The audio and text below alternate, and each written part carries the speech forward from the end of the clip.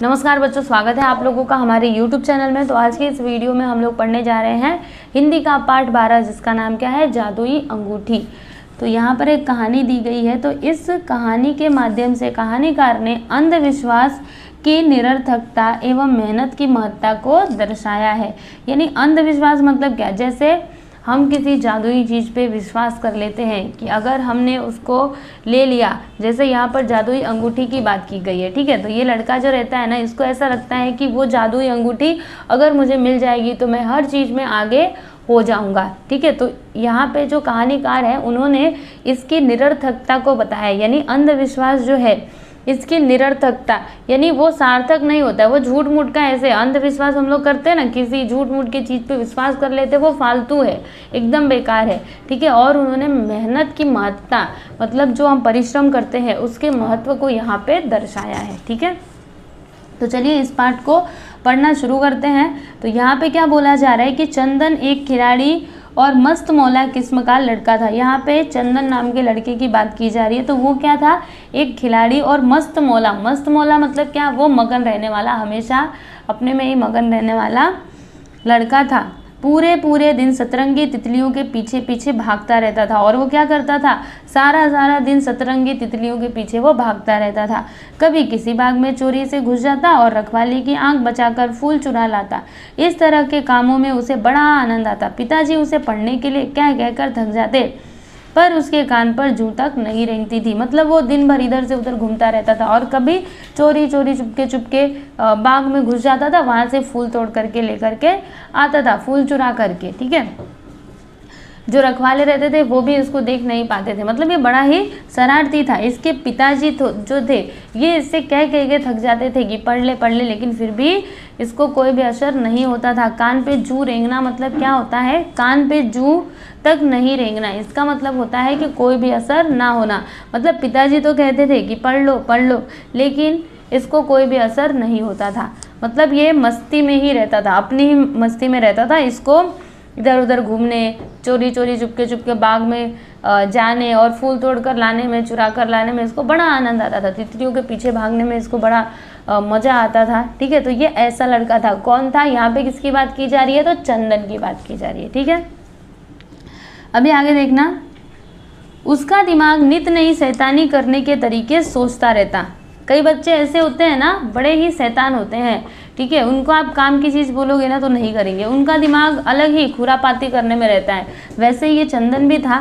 तो इसका दिमाग नित मतलब रोज़ नई शैतानी करने के तरीके सोचता रहता था। उसके दिमाग में कुछ ना कुछ चलता रहता था कि आज कौन सी शैतानी की जाए। पढ़ाई में उसका मन बिल्कुल नहीं लगता था। और पढ़ाई की बात करें तो कुछ भी नहीं, पढ़ाई में उसका मन बिल्कुल भी नहीं लगता था। स्कूल में रोज़ उसे डांट सुननी पड़ती थी, क्योंकि पढ़ेगा नहीं तो डांट ही सुनेगा ना। उसी की कक्षा में शेखर भी पढ़ता था, और उसी की कक्षा में एक शेखर नाम का लड़का था जो पढ़ता था। वह एक तेज मेधावी छात्र था। वह कैसा छात्र था, तेज और मेधावी, मतलब बहुत ही ज़्यादा तेज था, बहुत ही ज्ञानवान था। सभी अध्यापक अध्यापिकाएं उसकी प्रशंसा करते थे। मतलब क्योंकि जो बच्चा तेज रहेगा तो जो टीचर्स है उसी की प्रशंसा करेंगे ना। जो मस्ती करता रहता है, जो कुछ सुनाता नहीं है, उसकी प्रशंसा कौन करेगा, सब तो उसकी शिकायत ही करेंगे। शेखर सदैव बाएं हाथ की अंगुली में एक लाल नग वाली अंगूठी पहने रहता था। चंदन के दिल में यह विश्वास बैठ गया था कि वह कोई जादुई अंगूठी है, जिसके कारण शेखर सदैव पढ़ाई में आगे रहता है। देखो, अभी जो चंदन था, ये जो शेखर था, वो अपने बाएं हाथ की अंगुली में एक लाल रंग के नग वाली अंगूठी पहन करके रखता था। अभी चंदन ने उसको देखा था तो चंदन के मन में ये बैठ गया था कि ये जो अंगूठी इसने पहन रखी है ये ज़रूर जादुई अंगूठी है, जिसके कारण ये पढ़ाई में हमेशा आगे रहता है और मैं पीछे रहता हूँ, ठीक है। तो देखो अभी आगे क्या होता है।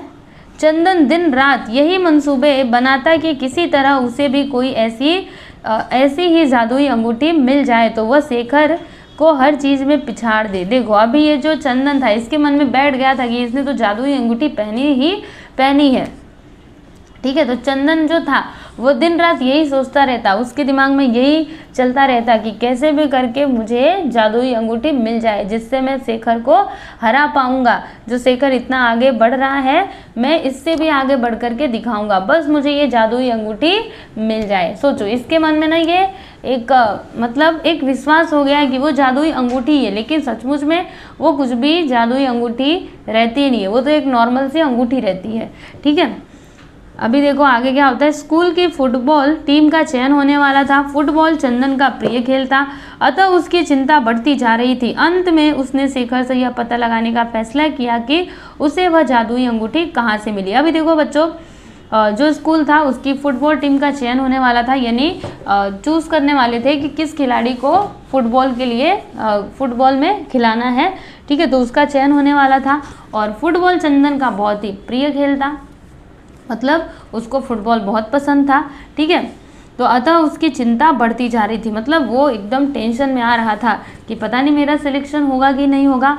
अंत में उसने शेखर से यह पता लगाने की कोशिश की कि उसको यह अंगूठी कहाँ से मिली। ठीक है, अगले ही दिन चंदन शेखर के पास जाकर प्यार से बोला। क्या बोला उसने कि शेखर, तुम्हें यह जादुई अंगूठी कहाँ से मिली, तुम मुझे ज़रा बताओ। क्या बोला इसने? अभी कोशिश करते करते उसने सोचा कि अब तो मैं शेखर से पूछ के ही रहूँगा। तो शेखर के पास वो धीरे धीरे जाता है, एकदम प्यार से बोलता है कि शेखर बताओ, तुम्हें यह जादुई अंगूठी मिली कहाँ से। तभी शेखर क्या कहता है? शेखर हंसता हुआ बोला। क्या कहता है? अरे यह साधारण अंगूठी है, जादुई अंगूठी तो बस किस्से कहानियों में होती है, तुम किस चक्कर में पड़े हो। अभी शेखर इसको समझाता है और कहता है, हंसता हुआ उसने बोला कि अरे यह कोई जादुई अंगूठी नहीं है, ये तो साधारण सी अंगूठी है, और जादुई अंगूठी तो बस किस्से और कहानियों में ही होती है, असलियत में ऐसा कुछ भी नहीं होता है, तुम किस चक्कर में पड़े हो। तभी शेखर के बहुत समझाने पर भी चंदन को विश्वास नहीं हुआ। मतलब शेखर ने तो बहुत समझाया उसको, लेकिन फिर भी चंदन को उसकी बात पे विश्वास नहीं हुआ। उसे लगा शेखर उसे बताना नहीं चाहता। वो क्या सोच रहा है कि शेखर उसको बताना नहीं चाहता है, वो अकेले अकेले ही पास होना चाहता है।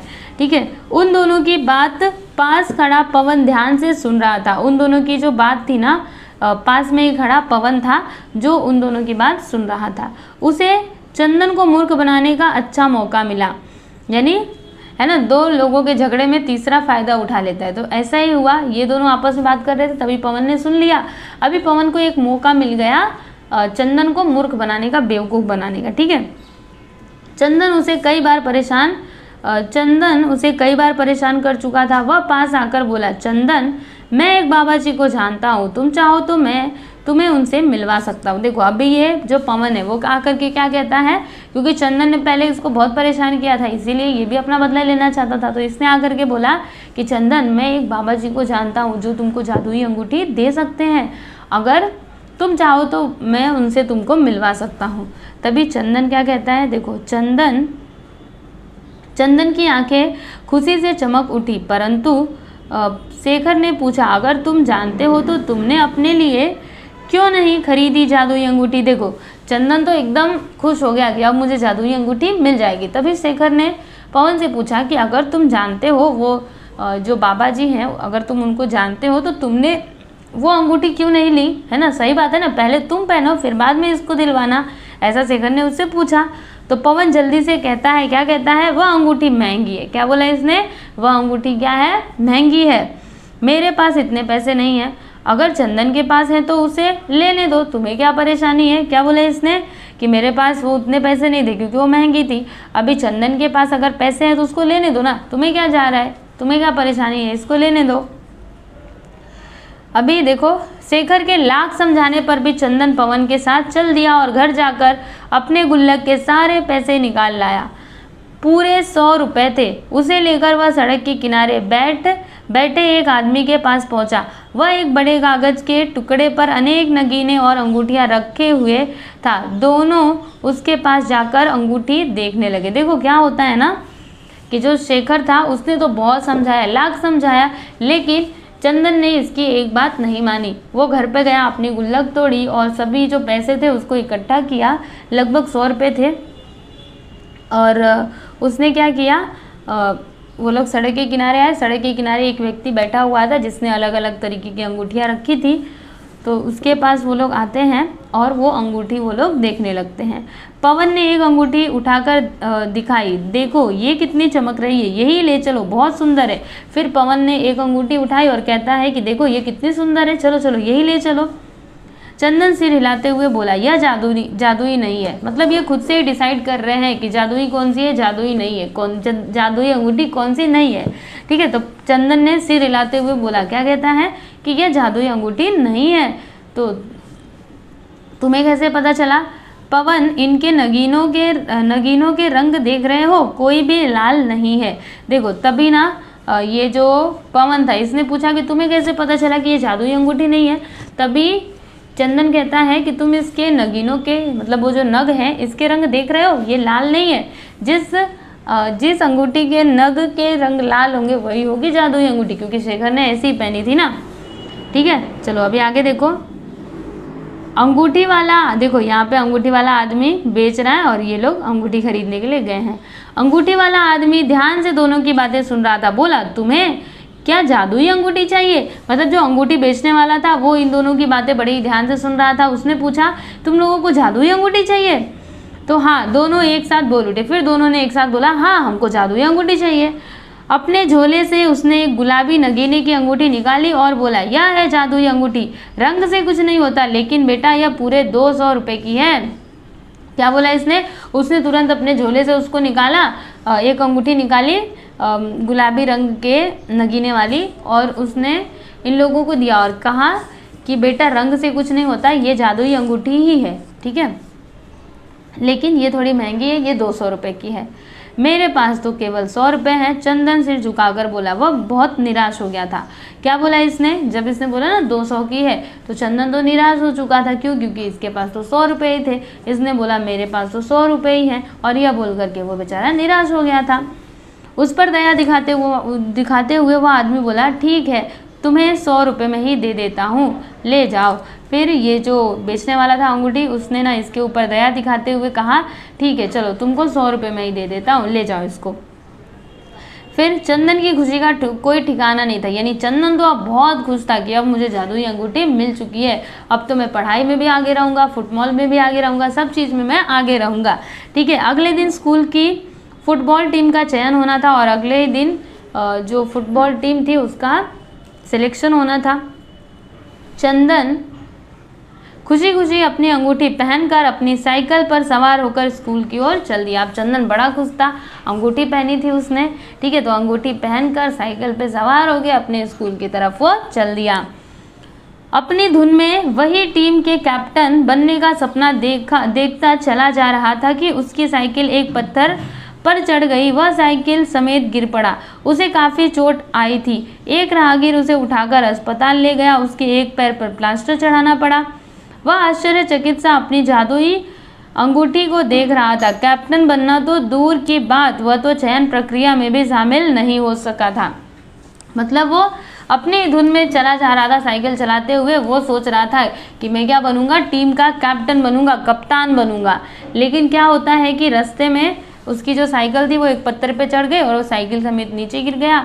फिर किसी राहगीर, यानी चलते फिरते जो आदमी होते हैं उनको कहते हैं राहगीर, ठीक है, तो उसने उसको अस्पताल पहुंचाया। फिर उसके पैर में प्लास्टर भी लग गया। अभी जो चंदन था वो बेचारा लेटे लेटे सोच रहा था और अपनी अंगूठी को देख रहा था। उसने कौन से सपने सजाए थे कि वो फुटबॉल टीम का कैप्टन बनना चाहता था, लेकिन वो फुटबॉल का जो सिलेक्शन होने वाला था उसी में ही वो बेचारा शामिल नहीं हो पाया।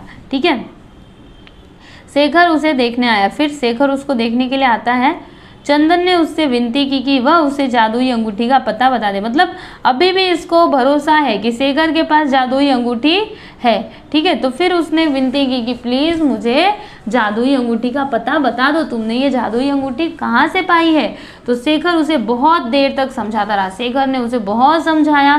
शेखर जैसे ही उसके कमरे से बाहर निकला, चंदन के पिताजी ने उससे पूछा कि यह जादुई अंगूठी का क्या किस्सा है। फिर पिताजी तो बात सुन रहे थे। ठीक है, तभी जब शेखर बाहर निकला तो पिताजी ने पूछा, किसके पिताजी ने? चंदन के पिताजी ने। ठीक है, बताओ ये जादुई अंगूठी का क्या मामला है।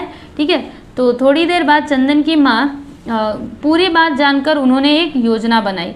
मतलब जब शेखर ने पूरी बात उसके पिताजी को बता दी और जब पूरी बात उन्होंने जान ली उसके बाद उन्होंने एक योजना बनाई, एक प्लान बनाया। ठीक है।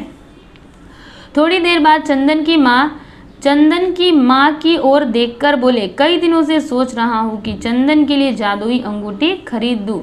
फिर जो उसके पिताजी थे, ठीक है, वो थोड़ी देर के बाद चंदन की माँ की ओर देख करके क्या कहते हैं कि बहुत दिनों से सोच रहा हूँ, कई दिनों से सोच रहा हूँ कि चंदन के लिए मैं एक जादुई अंगूठी ला दूँ। यानी चंदन के जो पिताजी है ना, वो चंदन को ऐसा सुनाते हुए बोल रहे हैं अपनी बीवी से, यानी चंदन की माँ से, कई दिनों से सोच रहा हूँ कि चंदन के लिए मैं एक जादुई अंगूठी ला दूँ। खुशी से चहककर चंदन बोला, क्या आप सच कह रहे हैं?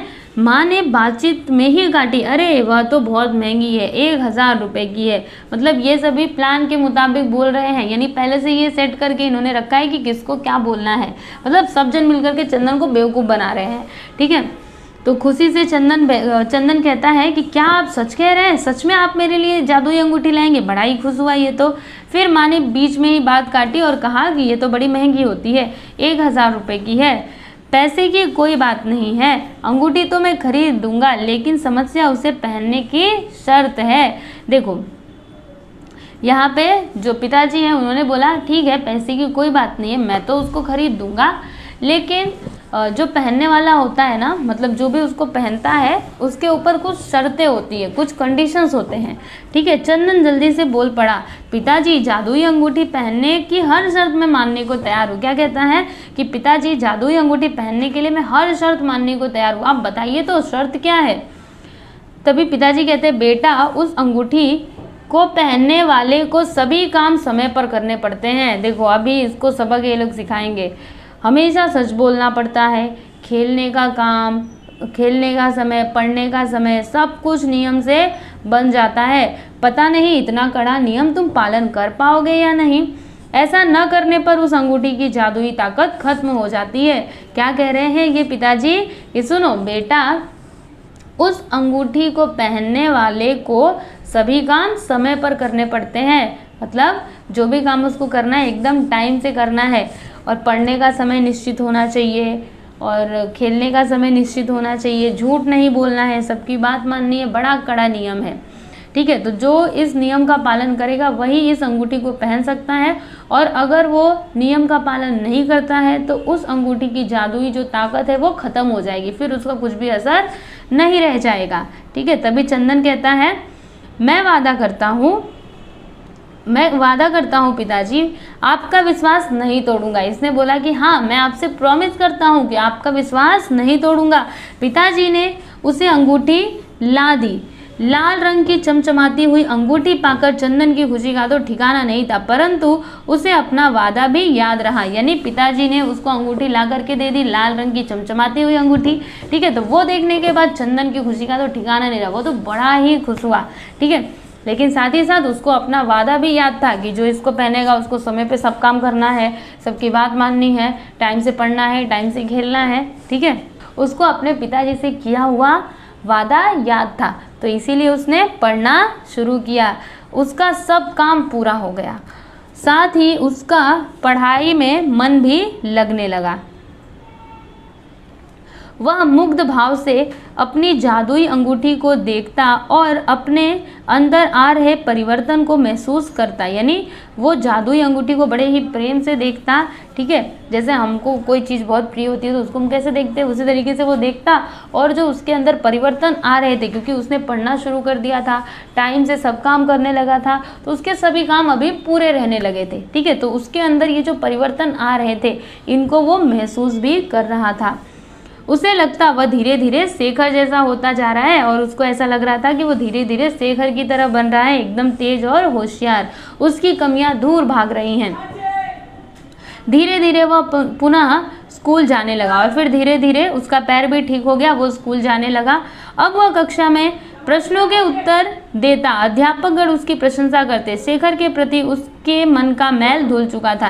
यानी अब वह कक्षा में भी एकदम अच्छे से रहता था, जो भी अध्यापक गण प्रश्न पूछते थे उनका जवाब देता था, तो टीचर भी उससे बहुत प्रसन्न रहते थे।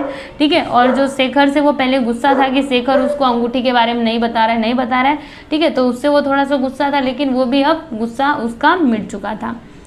अभी देखो, आज उसका परीक्षा फल निकलना था, यानी आज उसका रिजल्ट आने वाला था। कक्षा में हमेशा की तरह शेखर प्रथम आया था, परंतु द्वितीय स्थान पर अपना नाम सुनकर चंदन की आंखों से खुशी के आंसू निकल पड़े। देखो बच्चों, क्या होता है, आज उसका रिजल्ट आने वाला था, तो शेखर तो पहले फर्स्ट आता था, अच्छी बात है ना, शेखर पहले भी फर्स्ट आता था और आज भी शेखर ही फर्स्ट आया था। लेकिन दूसरे स्थान पे कौन आया था, चंदन आया था।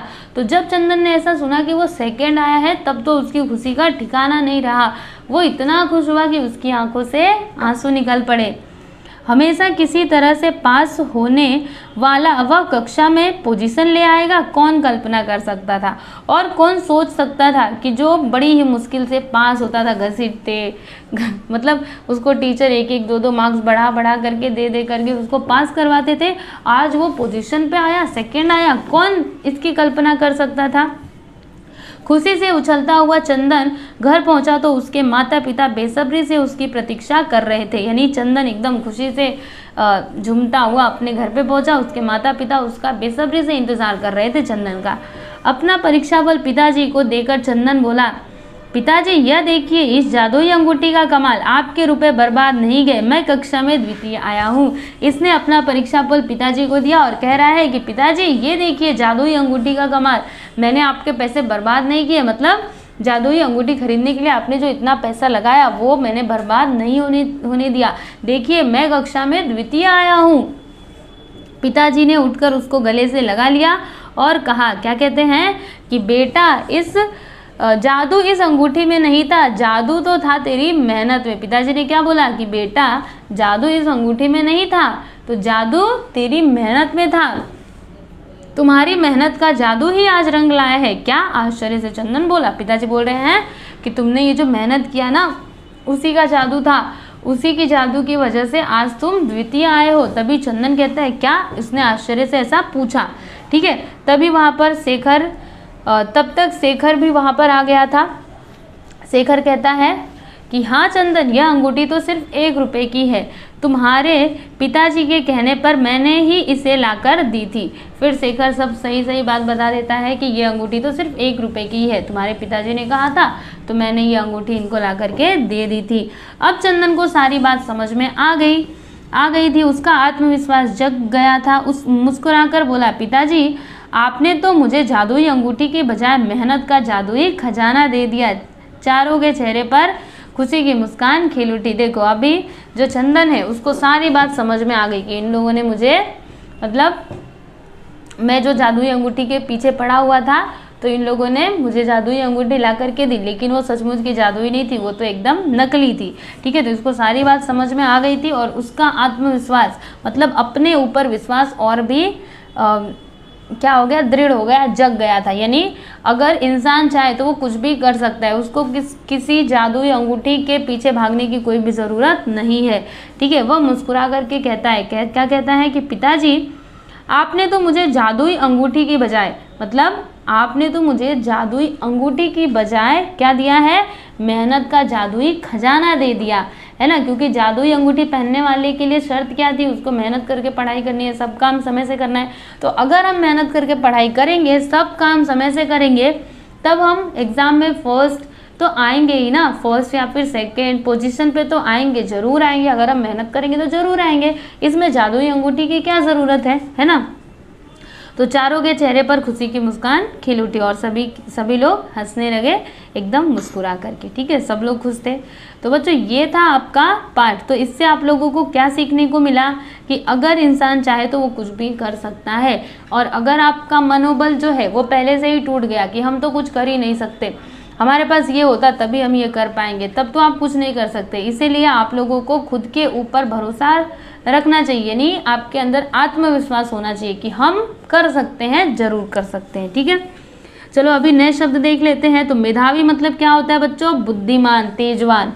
मंसूबे यानी युक्ति, विचार, योजना। मुग्ध यानी प्रसन्न, मुहावरे देखिए, कान पर जूं तक न रेंगना, कुछ असर न होना और खुशी का ठिकाना ना होना, अत्यधिक प्रसन्न होना। ठीक है, तो यहाँ पे आपका पाठ समाप्त हुआ और मैं ऐसा उम्मीद करती हूँ कि आप लोगों को ये पाठ समझ में आया होगा और साथ ही साथ आपको इससे बहुत कुछ सीखने के लिए भी मिला होगा। क्या सीखने के लिए मिला, आप हमको कमेंट करके ज़रूर बताना कि इस पाठ से आपने क्या सीखा। ठीक है, चलो अभी हम लोग नेक्स्ट वीडियो में मिलते हैं। धन्यवाद।